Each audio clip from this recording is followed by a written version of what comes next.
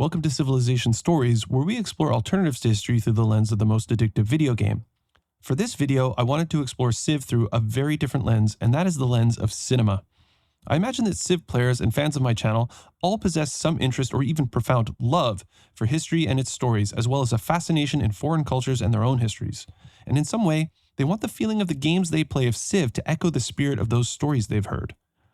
This video was also inspired by the recent release to theaters of Christopher Nolan's adaptation of Homer's Odyssey. I do plan to go see it, and I hope it's amazing. I hope it, like the films on this list, captures the spirit of ancient Greece that has evolved in my imagination from books and other films. But for this video, I'm taking a look at 5 films whose aesthetic in some way captures the spirit of Civ, or evokes a feeling and connection to history or foreign cultures that Civ players would hope that the game would achieve. The historical epic as a genre of cinema has been around for a while. Thousands of films from countries all over the world covering countless time periods have been made.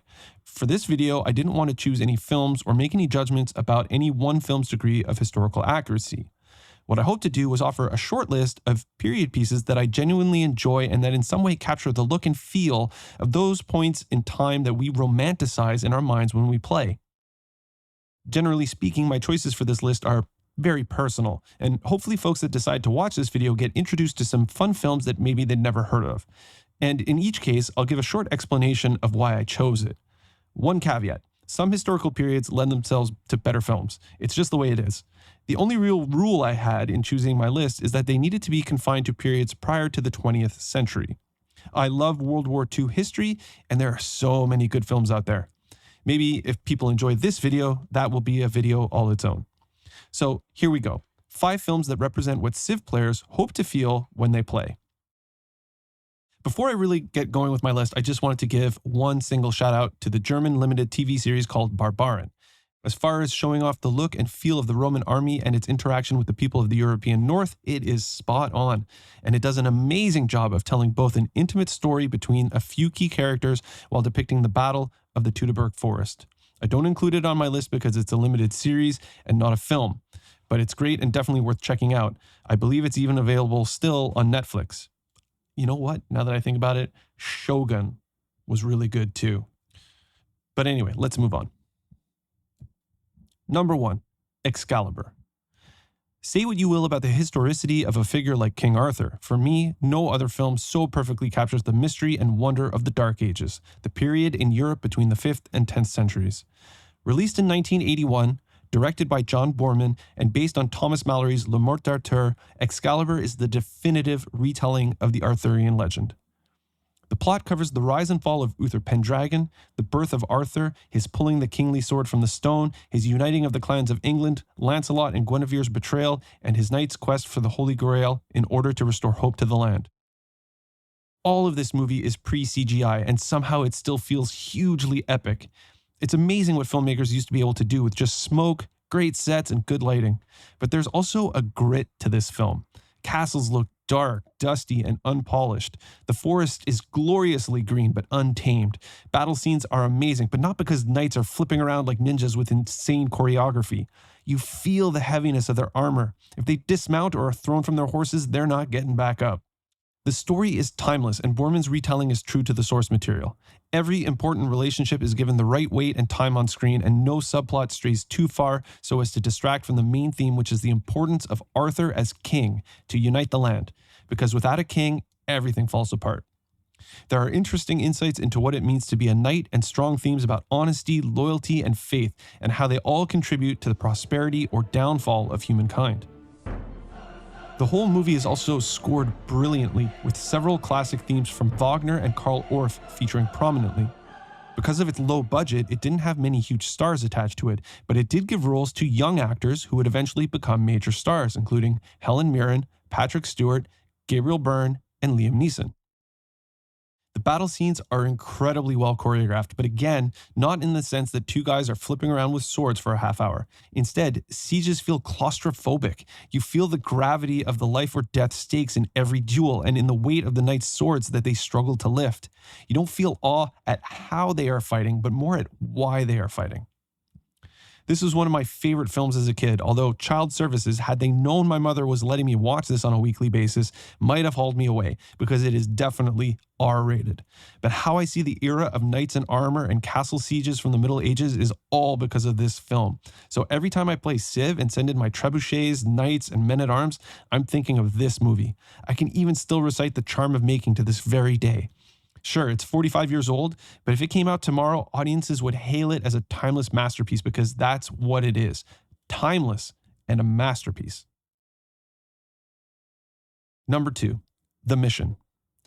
Directed by Roland Jaffe and released in 1986, The Mission is set in the late 18th century and set among the backdrop of the Treaty of Madrid in 1750 and the Guarani War, which took place some years after.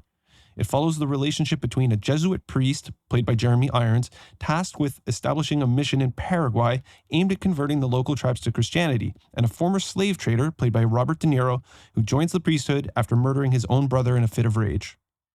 There are few films more beautifully photographed than The Mission. In fact, The Mission won an Academy Award for Best Cinematography, its only Academy Award win of its 7 nominations. Anyone with dreams of seeing Iguazu Falls, the waterfall that borders present-day Brazil, Argentina, and Paraguay, and that is included in Civ 7's list of natural wonders, you get a breathtaking taste of it in this film. Once again, I have to point out the score in this film. Composed by Ennio Morricone, the music in The Mission is some of the most beautiful ever set to film. For me, it's probably the greatest film score ever composed, and seamlessly combines classical themes and orchestration with traditional or tribal ones. How it did not win the Academy Award for Best Original Score still kind of baffles me. It's from this film that the theme known as Gabriel's Oboe was used by Sarah Brightman to create the song Nella Fantasia, which has been covered by a number of artists since. Along with Nessun Dorma and Conte Partiro, it has become one of the most recognizable operatic pieces of the last century. Though none of the actors received nominations for their work in this film, all of them are complex and masterfully portrayed. The film is also fantastic in weaving personal stories within a complicated historical context that shapes so many characters' motivations. Fun little tie-in, like with Excalibur, Liam Neeson also appears in this one, long before he shot to stardom for portraying Oskar Schindler. It's an incredibly sad film. Please don't expect those brave Guarani to have any hope against the Portuguese, okay? They get slaughtered, and brutally. But it is a poignant and emotional watch to be sure. If nothing else, you'll love it for making you feel at least something, even if it is depressed. But anytime you play a Terra map in Civ and take over one of those barbarian encampments protected by a long obsolete spearman, give a long hard think about colonialism and remind yourself that Civ isn't real life. So it's okay. Number 3, Master and Commander, The Far Side of the World. Peter Weir is one of my favorite directors, but 2003's Master and Commander is undoubtedly his masterpiece. Set in 1805 at the height of the Napoleonic Wars, Master and Commander tells the story of Captain Aubry and his shipmates aboard the HMS Surprise as they play cat and mouse with the French privateer Acheron off the coasts of South America, including a stop for his physician and naturalist played by Paul Bettany at the Galapagos Islands, which features as a natural wonder in many Civ titles. The film is based off the books written by Patrick O'Brian. Anybody who has tried to read O'Brian's books either has an obsession for nautical expressions or is a masochist. I tried to read one of his books, and like William Golding's To the Ends of the Earth trilogy, I found it mostly unreadable. But set to film? Wow. Films set on water are notorious for being difficult to shoot. Well, boy oh boy did Peter Weir pull this one off. Something like 85% of the film takes place on a boat, and though much of it could have been filmed on sets depicting the interior, every part of that boat feels alive and authentic, from the captain's dining room to the gun room to the way sailors of different ranks interact with one another. Master and Commander is meticulous in its detail, and though I'm no historian, and I said I wouldn't do this, I imagine that Master and Commander is likely one of the most faithfully depicted historical epics on this list, even if it is actually about fictional characters and a fictional boat. It was nominated for 10 Academy Awards, but won just 2 for cinematography and sound editing. Hey, that was the year of the final Lord of the Rings film, The Return of the King, so what are you going to do? I think any other year and Master and Commander cleans up. With a runtime well over 2 hours, it never feels slow or boring, even though the Surprise and Acheron only really come head-to-head maybe twice over the course of the whole film. But it's the little relationships that show life on board a British frigate that really move the film forward. It's definitely a film for dudes. I mean, don't expect it to pass any Bechdel tests, but my girlfriend and I watched it together. Admittedly, I was watching it for the 5th time, but she loved it. Small spoiler here. One sailor drowns at sea, and for days after, my girlfriend was ruminating over it. She couldn't really cope with how harsh and unforgiving that kind of environment was, and it's a testament to all of the sailors from those times for whom that was a constant reality that she was so affected by it. I'm not sure Civ has ever mastered the naval game, but I will say that Civ 7 has really tried to make piracy and sailing the high seas a little more compelling. And every time I venture out to sea, whether it's with galleons and ships of the line in Civ 4, with frigates in Civ 6, or ships of the line in Civ 7, my heart invariably returns to this film. Number 4. Mountains of the Moon. This was a late entrant to my list, but I just rewatched it for the first time since I was in my teens when I first saw it, and it is so good. Directed by Bob Rafelson and released in 1990, Mountains of the Moon tells the story of Richard Burton's and John Henning Speke's search for the source of the Nile River. The film takes place mostly in Africa as the two explorers come face to face with both hostile and friendly tribes as they fight to survive in some of Africa's most unforgiving places. But some of the film does take place in England, where Burton delivers many lectures before the Royal Geographical Society, reporting on his experiences during his search for the source of the Nile. The film does a fantastic job of beating home the point of how brave, or bonkers depending on your point of view, you had to be back then to go on this kind of trip. I've traveled to Africa a couple of times. I've taken boats along the Nile and visited Serengeti, which isn't all that far from Lake Victoria. Traveling in that part of the world isn't easy, and I was doing it on a ferry or in a land cruiser. On foot must have been an ordeal, and those two guys take the worst of it. Speke goes insane when a beetle crawls into his ear from which he can never hear out of again after sticking a compass needle in there to kill it. Burton not only takes a spear through the face, but has to cut his own legs open to let out the blood and pus before the swelling kills him. It's gruesome stuff. The 90s were a golden age in cinema, and Mountains of the Moon came in right at the start of it to sort of kick things off. It's amazing how good this film looks when you consider that it was made for just $18 million. It was a small film and didn't exactly achieve major box office success, but damn is it good. It is a kind of subtle, authentic film that gives its audience the benefit of the doubt that they're intelligent and that Hollywood just doesn't make anymore.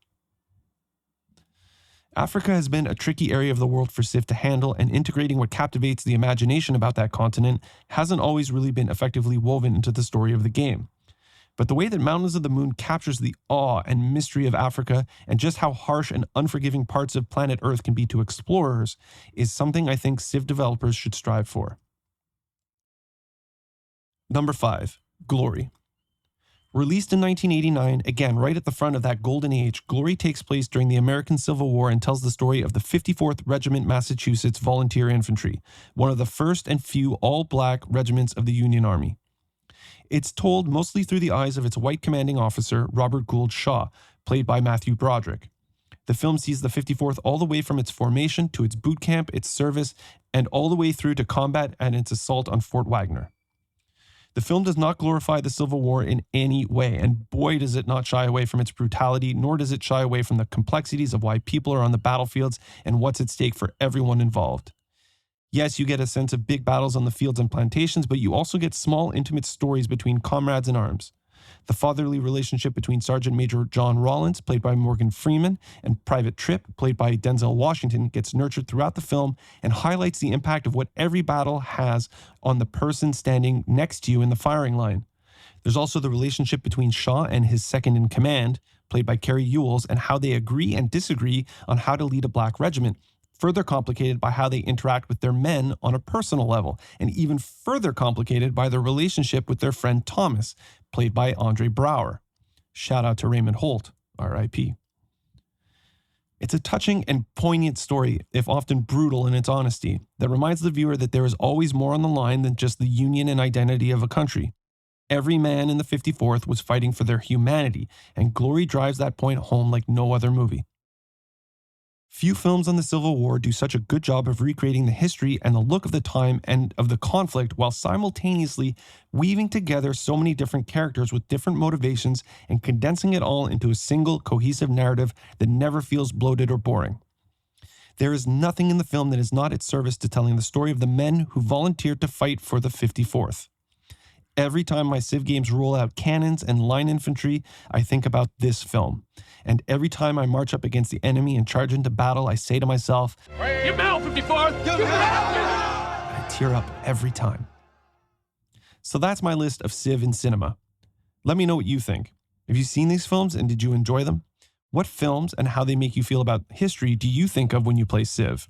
Let me know in the comments. And don't forget to smash that like button and subscribe to the channel if you haven't already. And remember to stop playing occasionally and watch a great film, a great story about history. And I'll see you next time.